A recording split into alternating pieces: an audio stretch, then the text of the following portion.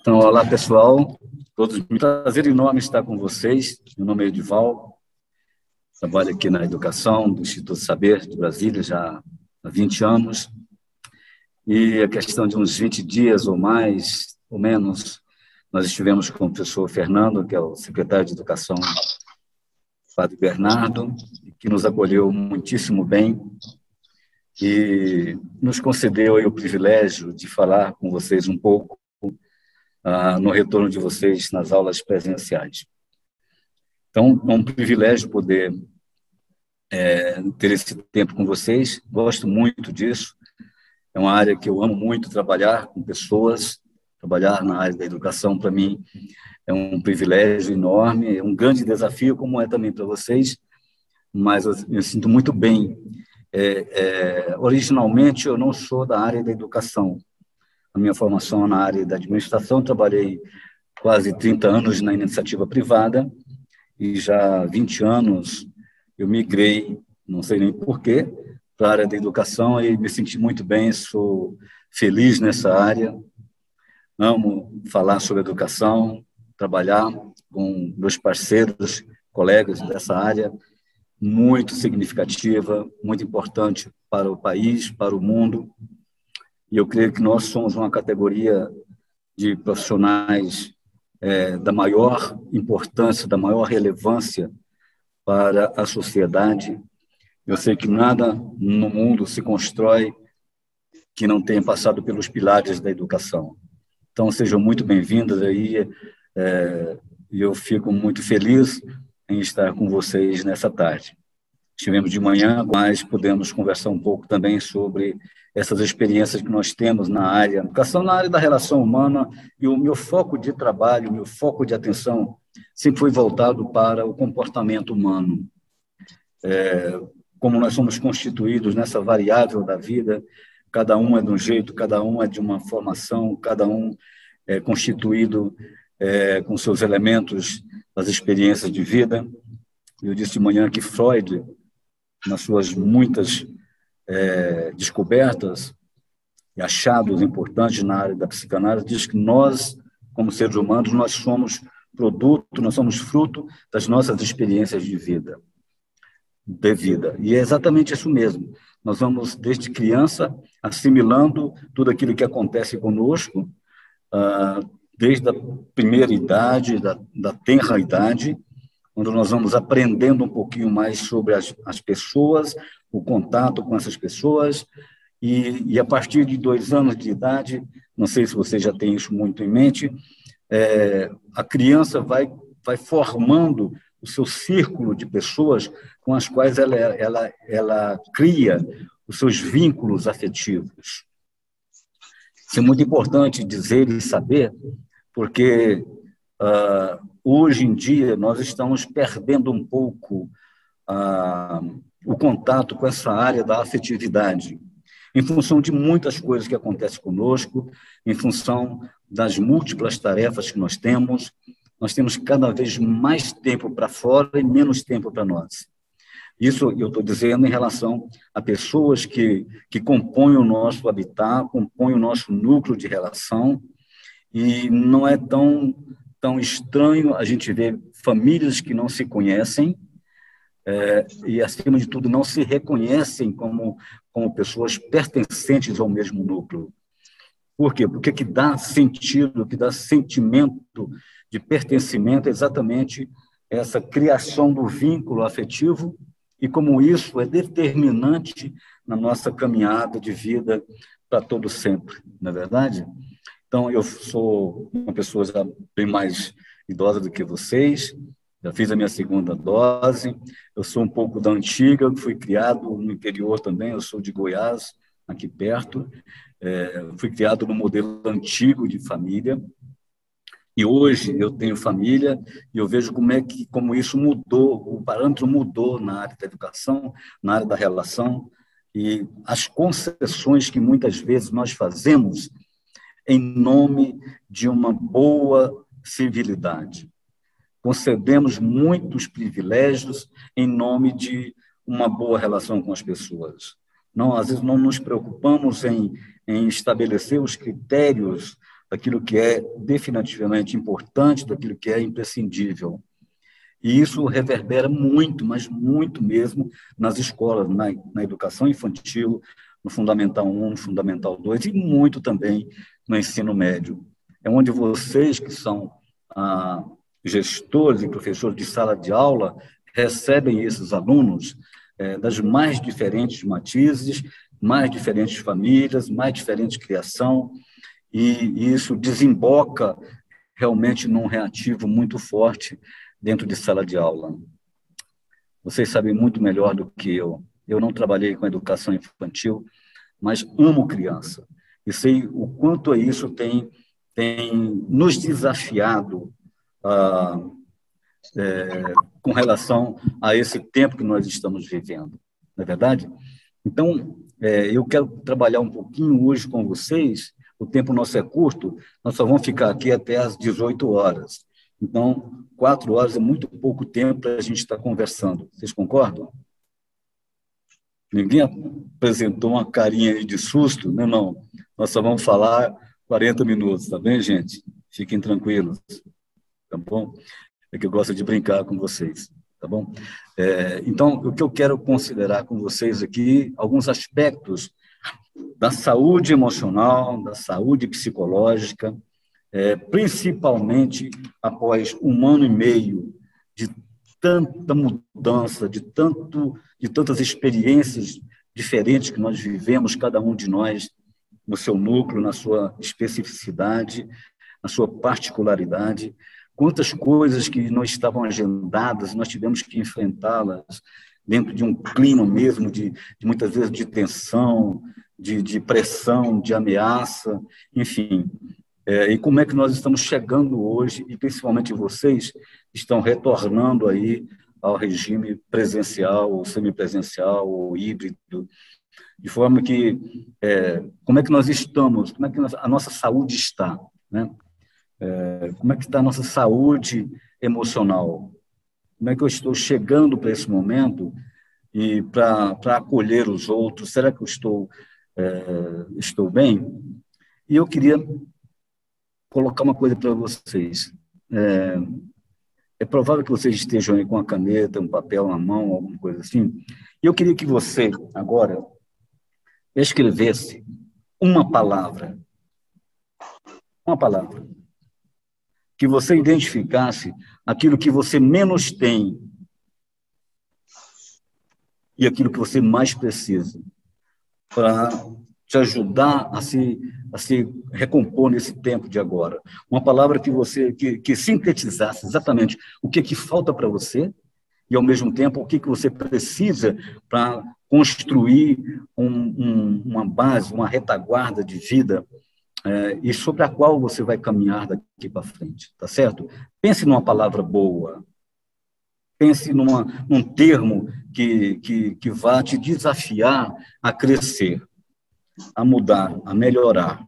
E não apenas melhorar você consigo mesmo, mas melhorar também na relação com as pessoas, com os seus parentes, com os amigos, em relação à escola, ao ambiente de trabalho, com os alunos, enfim. Né? Pense, então, numa palavra importante que você gostaria de colocar diante de você e pensar nela todo dia.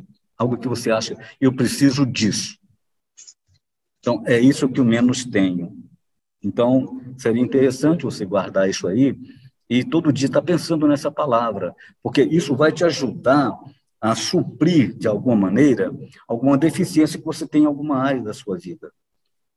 Então, é importante a gente só cresce quando a gente identifica essa lacuna de conhecimento. Para cada um de nós, existe uma coisa que chama-se lacuna de conhecimento. Eu não cresço porque existe uma lacuna de conhecimento dentro de mim e eu preciso preenchê-la.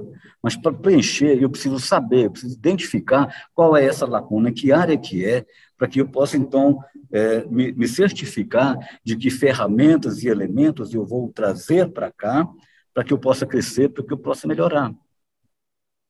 Teve uma vez que eu falei para os professores de Palmas, a secretaria de lá, e uma professora disse para mim, professor Adival, não é muito frustrante a gente fazer o máximo que a gente pode, dar o melhor que a gente tem, e de repente a gente está diante de um aluno e você vê que não conseguiu resolver aquilo, não conseguiu satisfazer as necessidades. Não é frustrante, professor Divaldo? Isso é muito frustrante. Não é nada agradável. Ela perguntou para mim, e aí, o que eu devo fazer então? Eu disse, você deve encontrar a lacuna de conhecimento e preenchê-la. Porque só crescendo é que a gente vai estabelecer novos parâmetros da nossa performance. Então, para isso eu preciso entender onde que é o meu limite. Qual é o meu limite? Qual é o meu ponto de interrogação? Por que eu não passo daqui? Por que eu não ultrapasso isso? Entende? Então, você precisa identificar essa lacuna do conhecimento e preenchê-la. Convidar, então, novos saberes. Os desafios estão aí para nós todo dia, toda hora. Vocês que estão aqui já há 1 ano e meio, e eu também, nós tivemos que nos adaptar a esse processo remoto de aula. Quem um dia imaginou que a gente poderia dominar algumas ferramentas de tecnologia da internet?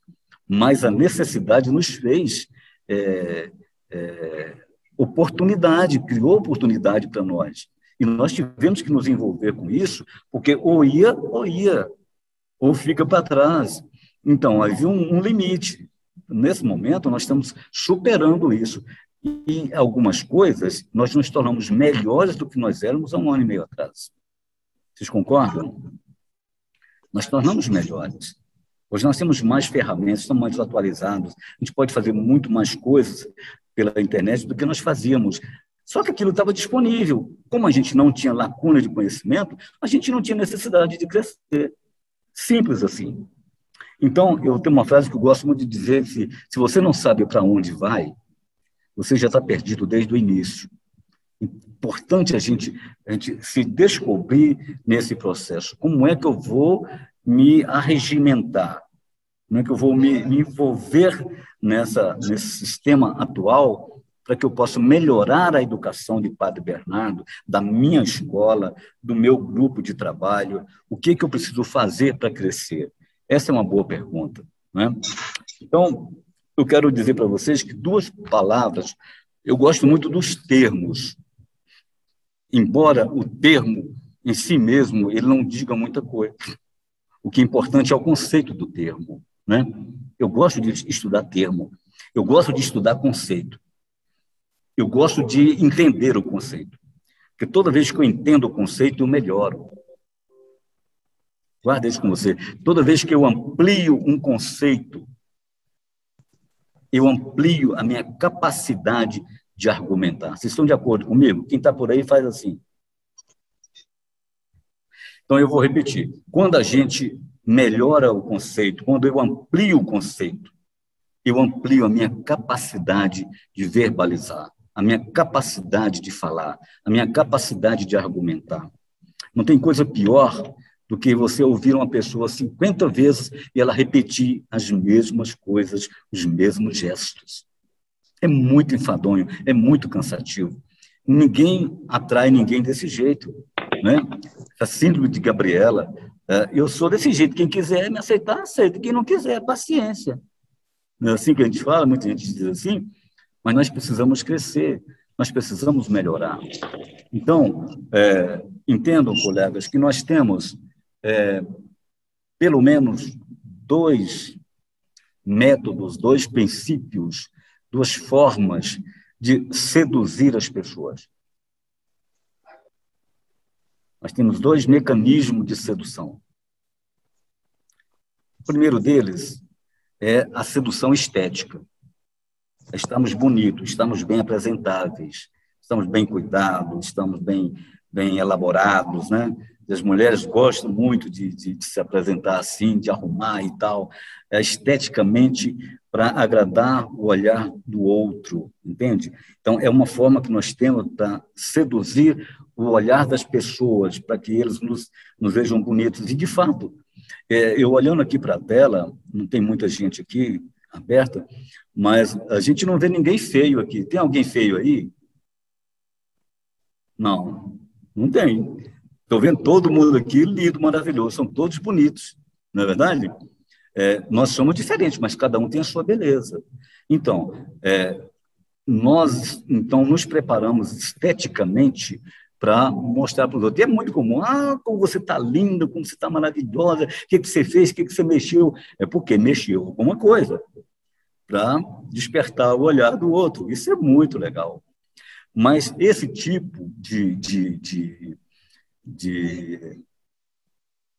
suporte para nós, uma hora passa, então a gente vai mudando, a vida vai fazendo com que a gente vá mudando a nossa aparência e tal, a gente vai adaptando. Essa é uma das formas que a gente tem de seduzir as pessoas. A segunda maneira, e é essa que é tão importante para nós hoje, a segunda forma que eu tenho de seduzir as pessoas é através da minha linguagem. Anota aí, coloca isso no teu caderninho. É a nossa capacidade de falar, a nossa capacidade de argumentar, é a nossa capacidade de fascinar as pessoas pelo que nós dizemos, pelo que nós falamos para elas.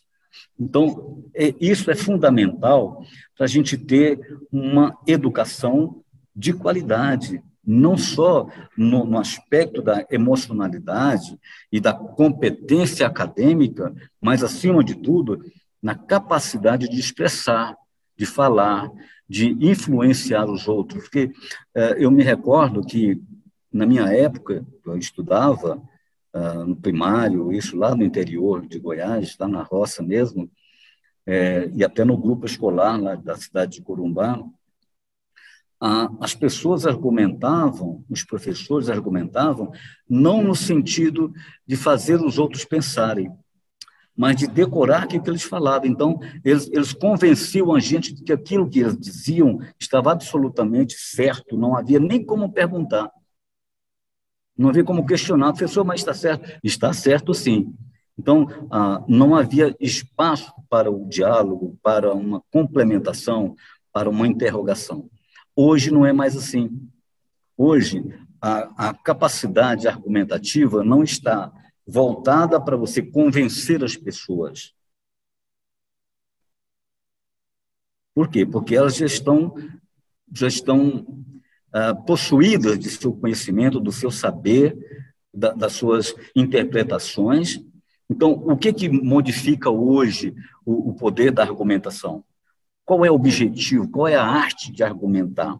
Então, a arte de argumentar não é para convencer as pessoas, porque aí que está o grande problema na gênese dos conflitos. A gênese de todo conflito, entendam, é quando eu quero convencer os outros da minha verdade, quando o outro também tem a verdade dele. Então, existe um atrito de conhecimento. E normalmente, gera um atrito de relação. Então, quando nós argumentamos, não deve ser a priori para convencer as pessoas daquilo que nós temos, mas de influenciá-las daquilo que nós temos.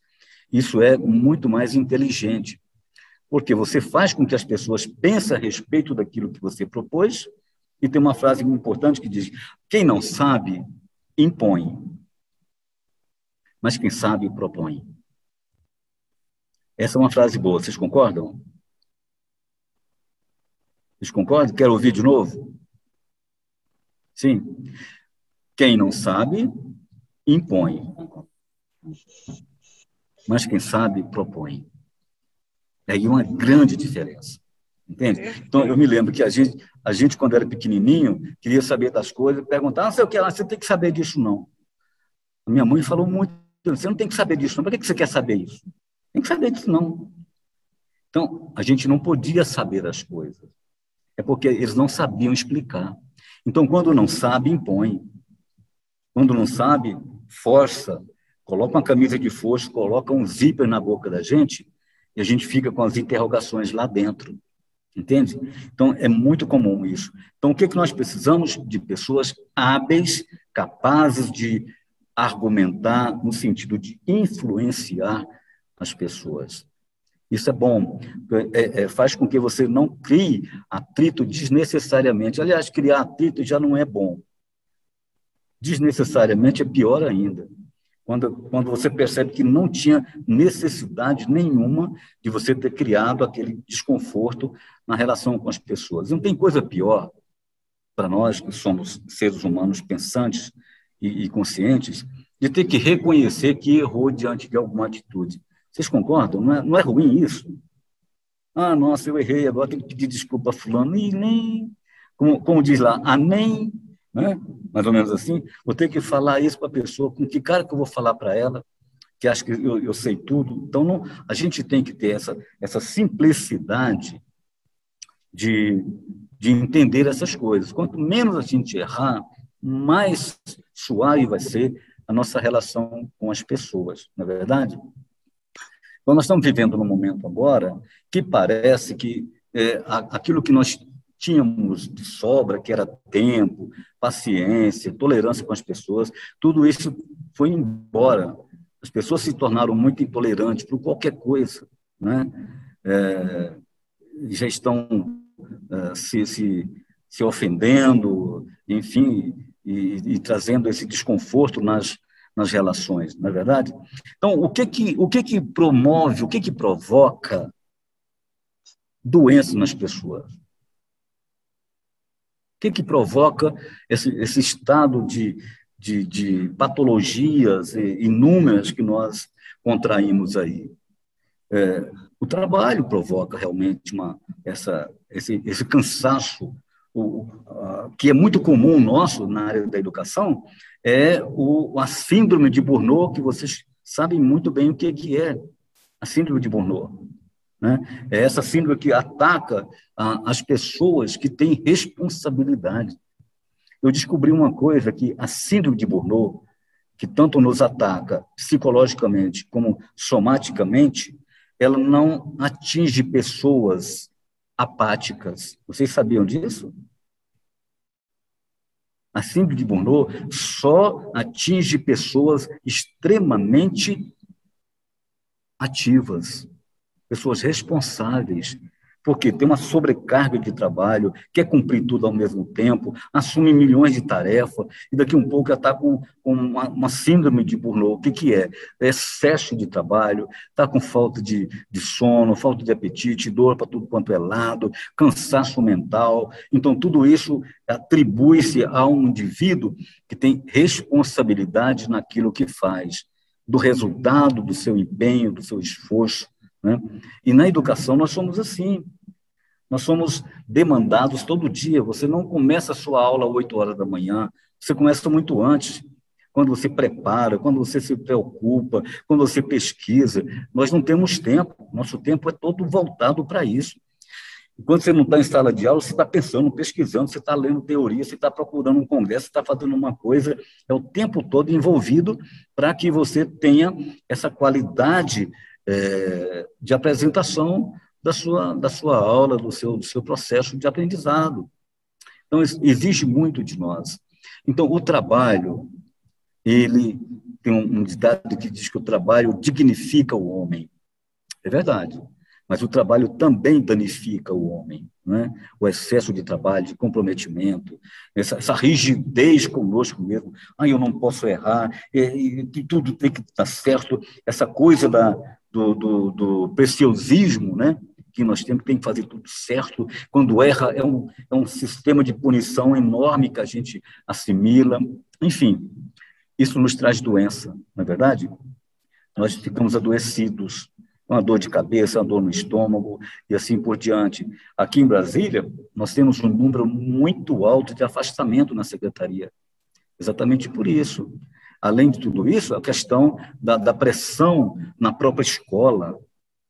Certa vez eu estava numa escola e vi um pai, eu estava conversando com a diretora em séries, era um grupo de estudo que nós tínhamos lá, quando o pai de um aluno entrou na sala, bateu porta, não pediu nem licença para entrar, e foi entrando e foi xingando todo mundo. Quer dizer, foi um desconforto tremendo. Entende? Quer dizer, nós estamos submetidos a isso. Eu estou trabalhando com um colégio militar de Caldas Novas, onde nós estamos formando lá muitos professores, já segunda ou terceira turma, e aquela escola lá, que hoje é um colégio militar, era uma escola estadual. Era a pior escola estadual do estado de Goiás. Lá, nessa escola, o aluno matou o diretor da escola. É isso que eu estou dizendo para vocês. O aluno matou o diretor da escola. Então, a pressão sobre vocês, sobre nós, ela é muito grande. Em função desse descuido com a educação, com as famílias, com todo esse trato com o ser humano, desemboca realmente no ambiente escolar. Quantas atrocidades nós vimos aí. Nesse episódio da cidade de Saudades, lá em Santa Catarina, vocês lembram disso? Agora, em quantos meses? Aqueles rapazes entrou lá e matou professoras, matou crianças pequenininhas, infantes ali. Vocês lembram disso? Então, é um ambiente de muita tensão. Isso gera realmente uma instabilidade emocional, psicológica dentro da nossa categoria. Mas eu queria ir um pouco mais além. Eu queria dizer, além de tudo isso, nós mesmos, nas nossas relações, nós adoecemos as outras pessoas que estão perto de nós, com a nossa intolerância, com a nossa arrogância, entende? Com a nossa forma de agir e também com a nossa forma de reagir.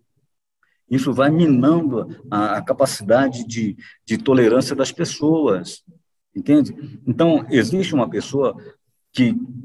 tem 4 tipos de pessoas que eu gosto de trabalhar com elas, 4 tipos de indivíduos, que é o apático, o simpático, o antipático e o empático. Eu não tenho tempo para falar sobre cada um. De repente, um dia a gente volta a falar. Mas eu queria concentrar um pouco agora na pessoa do antipático, que está no meio de nós. E espero que a gente entenda o que é isso para melhorar. A antipatia, como eu disse para vocês no princípio, eu gosto de estudar conceito, porque o conceito me amplia, o conceito me tira dessa zona de reclusão e me expande. Então, o termo antipático, ele não é só a característica de um indivíduo chato, muitas vezes pegajoso, né?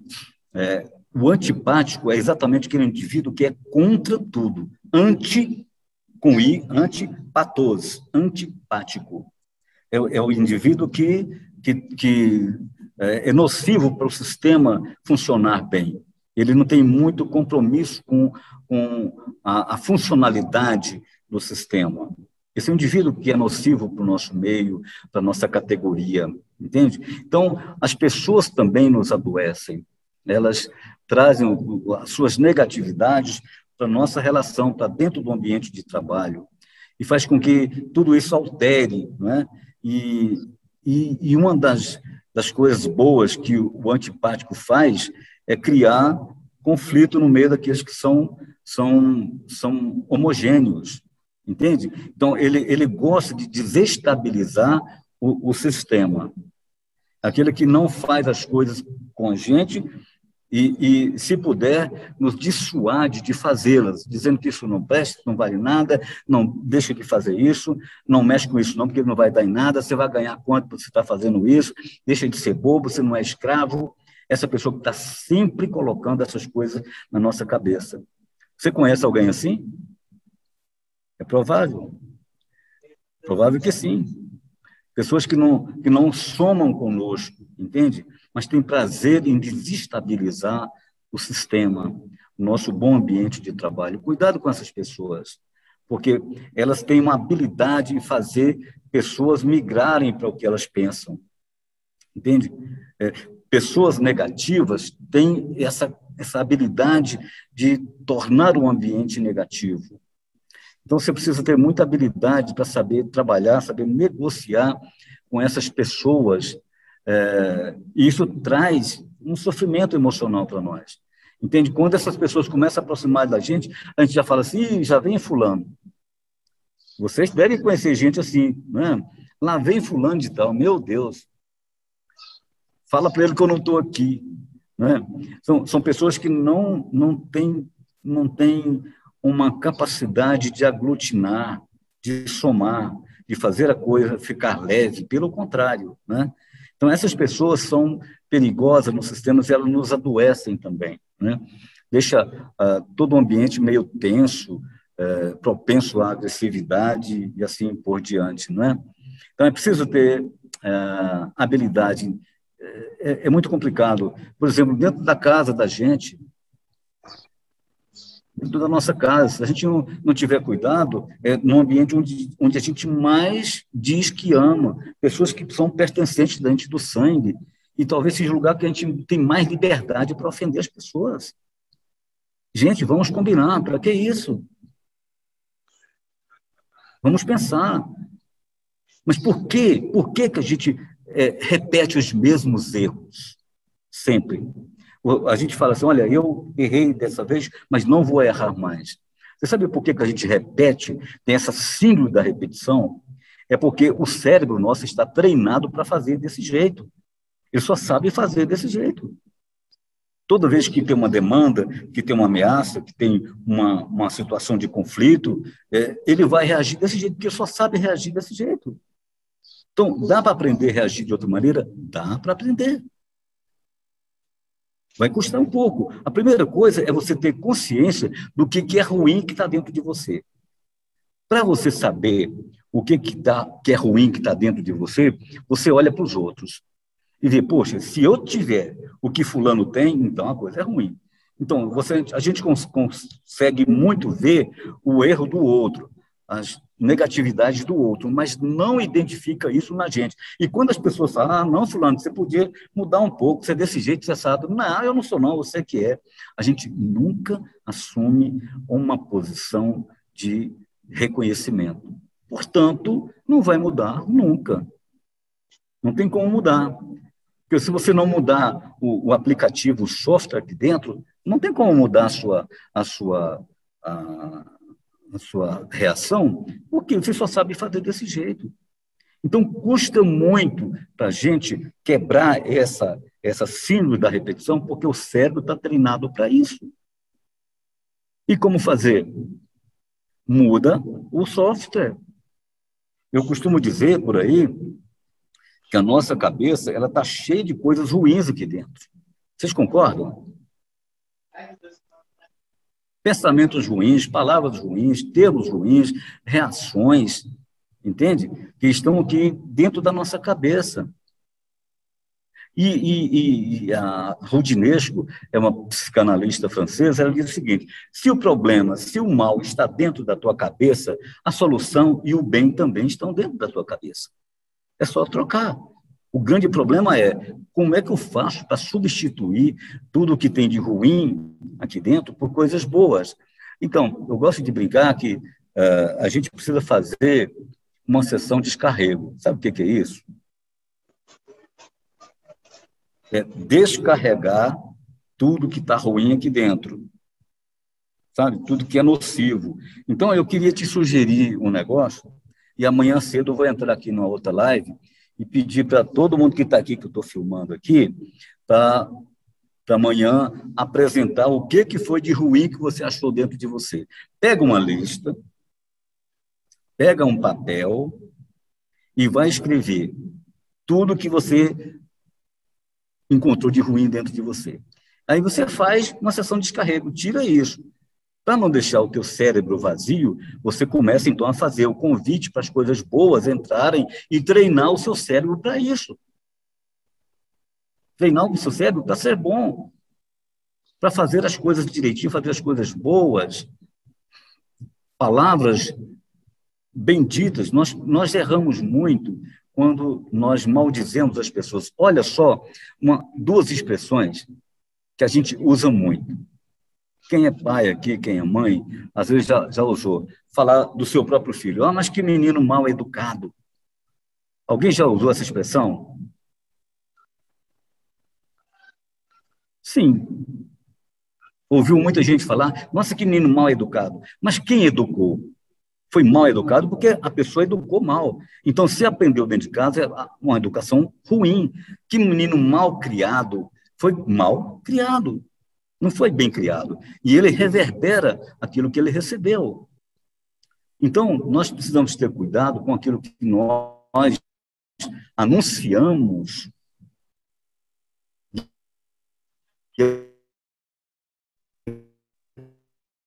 aquilo que nós temos uma coerência entre aquilo que nós dizemos e o que nós temos. Isso é fundamental. Então, o que eu digo tem que ter uma ressonância. Aí, amigos, as pessoas adoecem também as outras com as suas negatividades, assim como também melhora as outras com as suas positividades, né?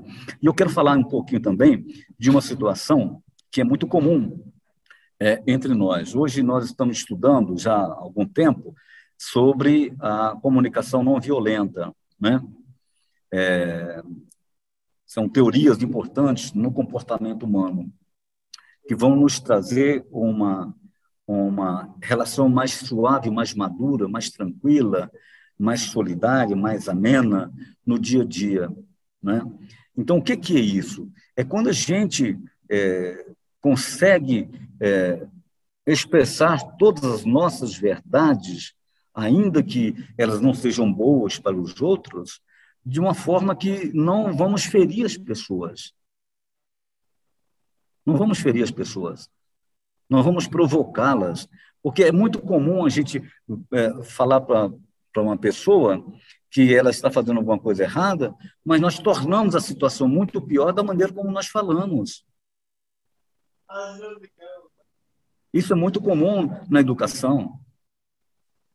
Então, quantas vezes nós despejamos sobre alguém um rosário de palavras malditas que vai ferir essa pessoa, que vai fazer com que ela se sinta pior do mundo. Então, nós precisamos criar mecanismos de melhorar o nosso vocabulário, o nosso repertório. Entende? Trocar essa coisa tão maçante que nós temos. Se você perguntar alguma coisa para a pessoa, você já sabe qual vai ser a resposta, porque ela nunca estudou diferente, vai falar do mesmo jeito a vida toda. Vai te dar os mesmos exemplos, as mesmas respostas. Então, isso não acrescenta nada na vida de ninguém. Então, o que eu quero colocar para vocês é que nós temos agora uma oportunidade de fazer com que a nossa fala seja extremamente propositiva para o outro, seja convidativa, seja atraente. Que todas as nossas reuniões que vocês vão ter a partir de agora, elas sejam possibilidade de diálogo e não de duelo, como eu falei pela manhã. Porque o diálogo ele é extremamente importante na construção de soluções, de apresentar novos caminhos, novas ideias, novas perspectivas.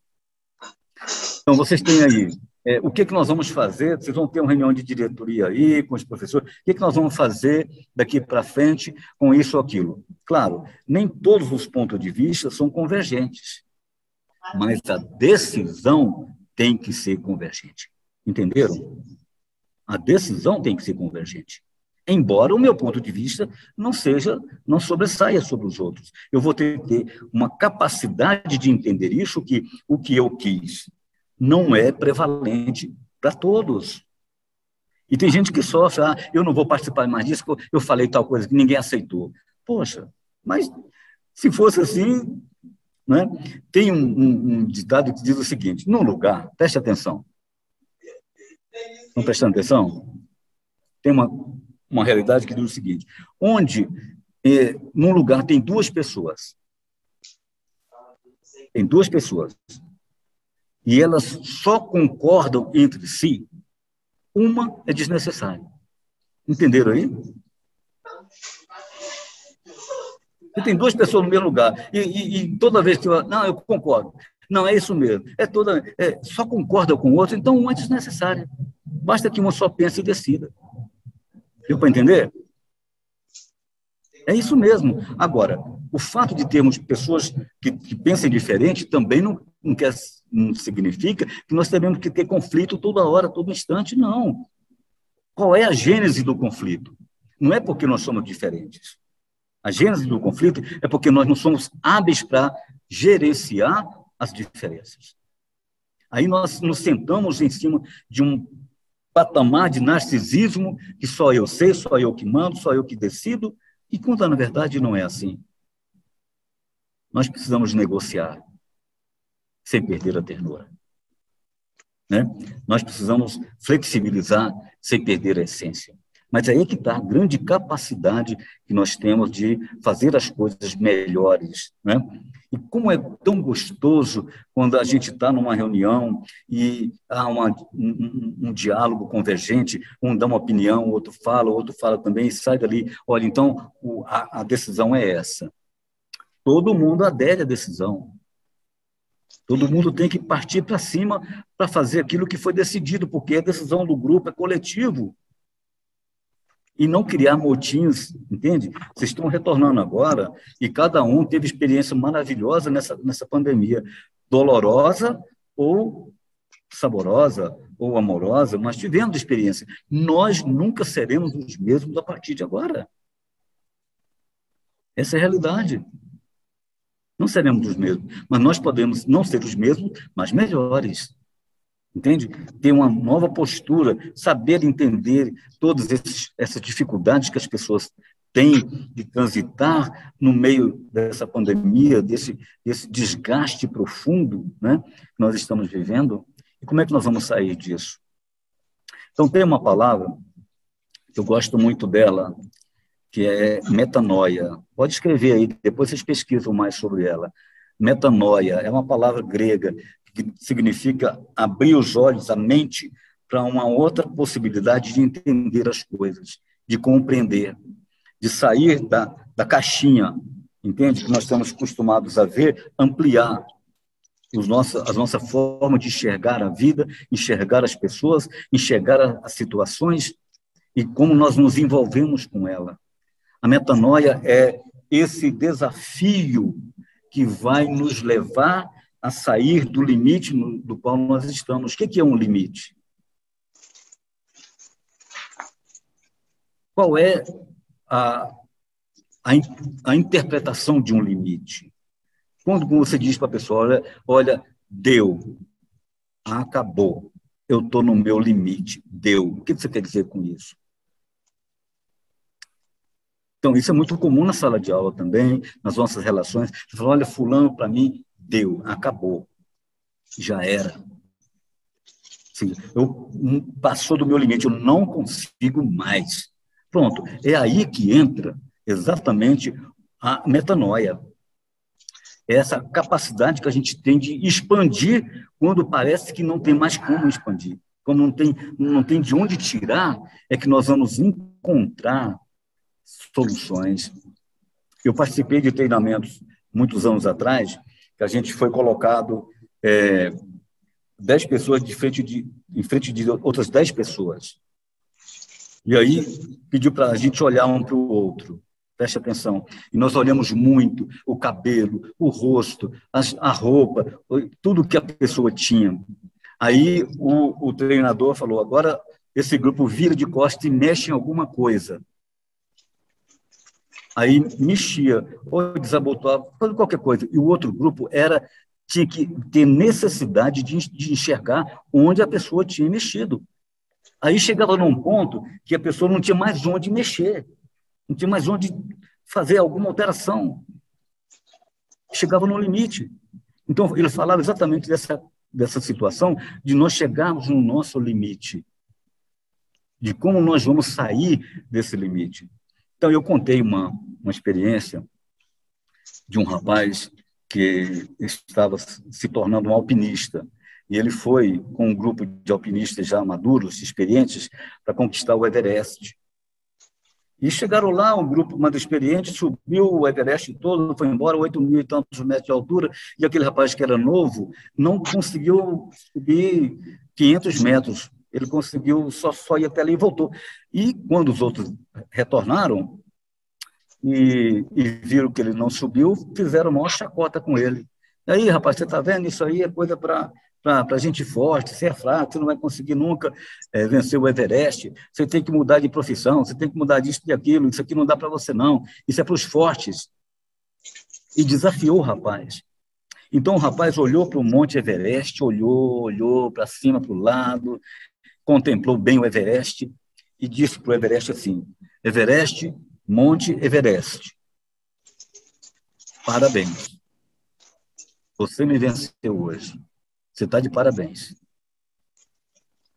Só que tem uma coisa, Everest. A partir de hoje, o teu futuro está decretado, Everest. Você não cresce mais 1 centímetro. Você não vira uma montanha com 50 mil metros de altura. Everest, você não cresce mais. Está determinado. Mas preste atenção, Everest. Eu cresço. O rapaz olhou para o Everest e disse, eu cresço. Você não cresce, mas eu cresço. Consequência dessa afirmação é que o rapaz se tornou um dos maiores conquistadores do Everest. Então, o que eu estou falando aqui? A questão do limite. O limite parece, muitas vezes, nos impor uma condição de incapacidade, de insuficiência, mas é exatamente aqui que nós estamos sendo desafiados a crescer. Você pode ir muito mais além. Eu falei na manhã que eu adoraria ver um grande nome da educação, um escritor na área da educação, saindo de Padre Bernardo para o mundo. Gostaria mesmo de ver. É possível? O que vocês acham? É possível ter um grande nome na educação, um grande cantor, um grande compositor que sai de Padre Bernardo? É possível ou não? Sim, é possível. Se a gente entender e assimilar essa capacidade que nós temos de superar todas essas coisas. Então, o que eu estou dizendo para vocês nessa tarde? É que, ao retornar ao processo presencial, vocês vão deparar com novas demandas, vocês não estavam contando com elas. Rever novamente as coisas, repensar em como vocês vão caminhar juntos novamente. Entenda uma coisa, andar juntos é diferente de caminhar. Caminhar é uma destinação antropológica. Todos nós caminhamos na vida. Todos nós vamos para um rumo. Mas andar junto é diferente. É uma destinação ontológica. Depende do ser. Depende da nossa qualidade de ser, da nossa essência, daquilo que nós decidimos fazer em benefício dos outros. Então, eu acredito muito numa educação transformadora, numa educação modificadora, mas a partir de nós mesmos. Quando eu falo em qualidade de educação, eu estou colocando em primeiro lugar, em posição de destaque, a qualidade do educador. Não tem muito a ver com as capacidades, com as condições socioambientais, físicas, passa por aí, mas não depende disso. Sabe por quê? Porque em 1972, eu morava em Anápolis. Eu morava num hotel, eu estudava lá à noite, e durante o dia eu fazia datilografia, eu estudava, e do lado do meu quarto tinha um senhor chamado Agnello. O senhor Agnello, ele era um mercador, ele vendia mercadorias ambulantes, mas o senhor Agnello não sabia ler nem escrever. E um dia o senhor Agnello me procurou e falou assim, ô Edival, eu queria te falar uma coisa. Talvez você não saiba, mas eu não sei ler nem escrever. Você não quer me ensinar? Eu pensei, poxa, eu não sei como é que eu vou ensinar, eu nem lembro como é que eu fui alfabetizado, eu nem sabia que era isso. Eu falei, pessoal, Agnello, eu só tenho depois que eu chego da aula. O senhor trabalha o dia todo e eu estudo à noite. Eu só tenho aqui de 11 horas para frente da noite. Eu falei, não, eu fico, eu venho para cá, a gente senta aqui. Resultado, meus amigos, eu ensinei o senhor Agnello ler e escrever em 6 meses. Vocês acreditam nisso? Agora me pergunta como? Eu não sei. Não sei. Eu não tinha método, não tinha técnica nenhuma, não sabia nem o que eu estava fazendo direito. Mas existia algo dentro de mim que eu transferi para ele. Então, quando a gente tem interesse, a gente faz mais do que a gente sabe, mais do que precisa, mas é preciso ter alma, ter comprometimento com isso. Então, eu quero dizer que nós podemos ter uma educação muito melhor. A qualidade da educação passa necessariamente pela qualidade do educador, sendo um excelente profissional, tendo vocação afinada, vinculada e tendo isso como uma missão, ninguém vai segurar a nossa educação. Então, eu quero concluir com vocês aqui, essa nossa fala agora com vocês, falando um pouquinho sobre a questão da saúde mental, da saúde emocional, né? Hoje nós estamos muito vulnerabilizados com tudo que está acontecendo.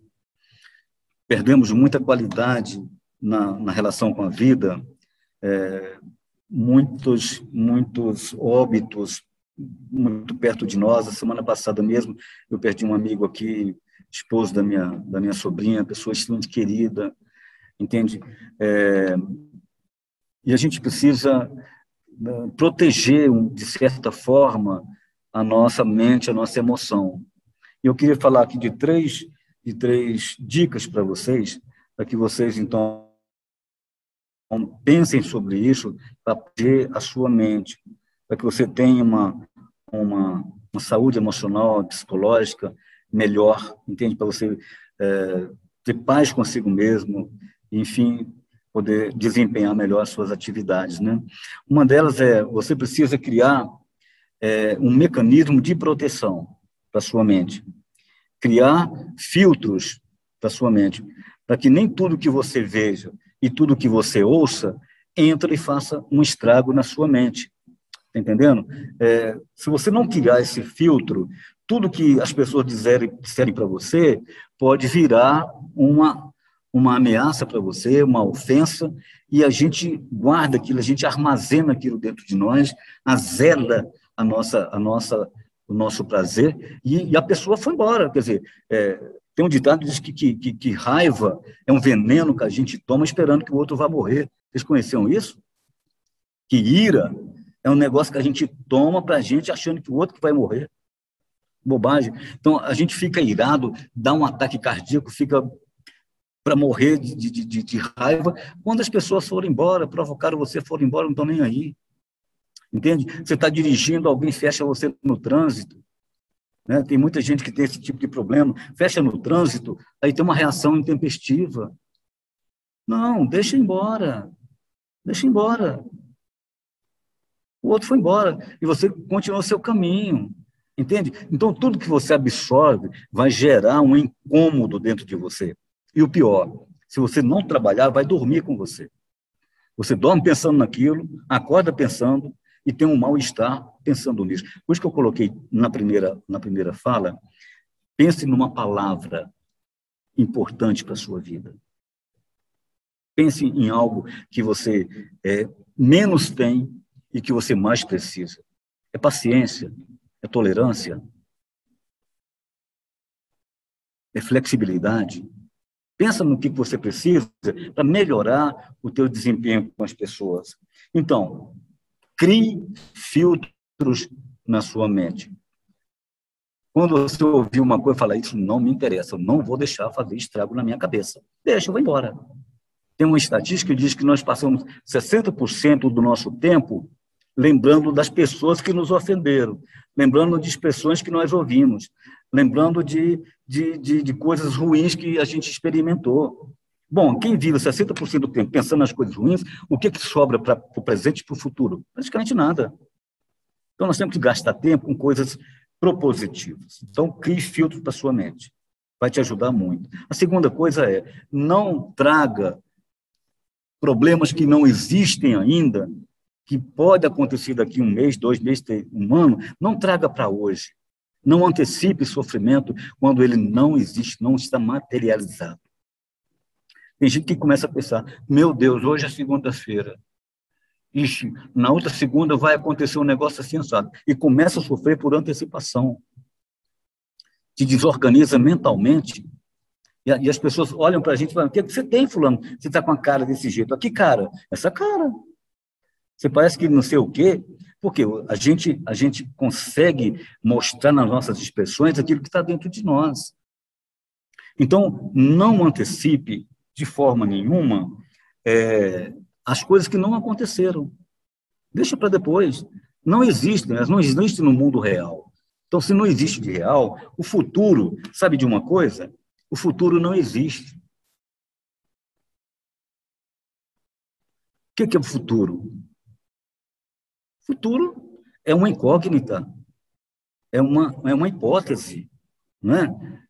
Nós temos que nos preparar para ele, mas não trazê-lo para cá como se tivesse acontecendo. Então, evite trazer sofrimentos dessa natureza quando você não tem nada que ficar preocupado com as coisas que não existem. Já basta aquilo que existe no dia a dia, entende? E, por último, procure cuidar de você mesmo, procure dar um tempo melhor para você, sabe? Fazer coisas que te agradem muito, coisas que te dão prazer, entende? Coisas que você não tem feito há muito tempo. Assistir um filme bom, fazer um passeio na beira do lago, pescar, sei lá, faça alguma coisa, tente, invente, faça alguma coisa diferente.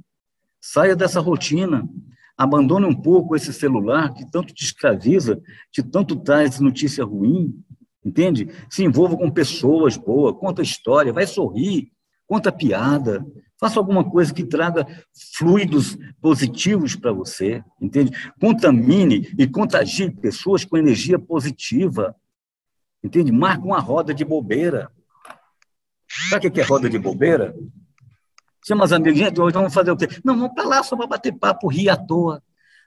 Esquece celular, esquece tudo. Esquece marido, esquece todo mundo. Não, vamos para lá, vamos papear, brincar, sorrir. Entende? Contar as coisas, lembrar das coisas boas que nós fizemos.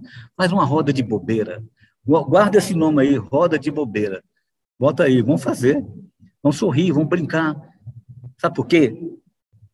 Sabe por quê? Eu vou terminar com 2 frases que eu escrevi recentemente. Eu disse: a vida acontece agora. Quem muito espera, perde a hora.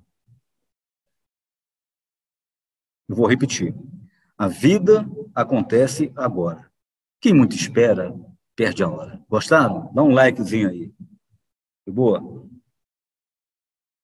A vida acontece agora. Quem muito espera, perde a hora. E a outra é mais curta ainda, que eu criei e que diz assim: a vida é curta. Quem não aproveita, surta. É boa também? É isso mesmo. A vida é curta. Quem não aproveita, surta. Então, antes que o surto chegue, aproveite, curte a vida, faça o que você gosta, entende? Convide as pessoas para participar das coisas, faça o melhor para você, tenha amor por você mesmo, uma autoestima, se vista, veste a melhor roupa. Onde você vai? Eu vou sair. Para onde? Não, vou andar, ué. Mas por que você botou essa roupa? Porque eu quero. Por que você se pintou desse jeito? Porque eu quero estar feliz. Por que tem que fazer para os outros? Faça para você. Seja feliz. Entende? Esse é o caminho. Então, que essa nossa educação é de Padre Bernardo, e eu quero fazer uma promessa para vocês. Logo, logo, eu quero estar com vocês aí presentemente, para olhar para vocês, para dar um abraço, um sorriso, brincar, entende? Vou arrumar uma peruca boa, colorida, para botar aqui, para ficar diferente, para fazer diferente, para a gente sorrir. A vida vale a pena. Tá certo? Como diz o ditado, a vida vale a pena quando a alma não é pequena. Então, meus queridos, eu encerro essa reflexão com vocês aqui agora, nesse sentido, de trazer um ponto de partida, não um ponto de chegada. O importante é como a gente chega, não é como a gente caminha, como a gente começa. Então, que esse ano aí seja de muito trabalho para vocês, de muita produtividade, de muita alegria, de muito prazer, de muita satisfação em fazer, de muita saúde emocional, saúde mental, né? Ter equilíbrio para as coisas, não se surtar por pouca coisa. Se é para surtar, que seja por coisa grande, não é coisa pequena, entende? E que vocês se empenhem ao máximo para fazer de Padre Bernardo aí uma cidade muito bonita, que eu tive o prazer de conhecer, uma educação de qualidade transformadora, mais humana, mais empática, e que assim seja. E do jeito que a gente crê, do jeito que nós cremos, assim será. Se fizermos assim, nós teremos aí uma educação muito mais de qualidade e fazendo com que essas crianças, desses adolescentes, encontrem razão para acreditar num país melhor, numa sociedade melhor. Muito obrigado a todos. Mas, diante disso, gostaria de perguntar se o senhor não deseja falar um pouquinho do curso da pós-graduação para o pessoal. Oi, Ilana, eu posso falar sim, obrigado por você lembrar, não é? Quando nós estivemos com o professor Fernando, nós falamos que dessa experiência que o Instituto Saber tem em promover cursos de formação de professores. Nós nos tornamos uma empresa, uma instituição qualificada na formação de professores, tanto do infantil como fundamental, do ensino médio, em nível de pós-graduação e de curso de capacitação também, né? Um curso reconhecido pelo MEC, cursos como a neuropedagogia e psicanálise infantil, foi o primeiro curso no Brasil, lançado em 2008. Muita coisa boa que, de repente, não tem ainda na comunidade de Padre Bernardo, e nós podemos estar pensando em levar alguma coisa nesse sentido, a neurociências aplicada aos transtornos comportamentais de aprendizado, não é?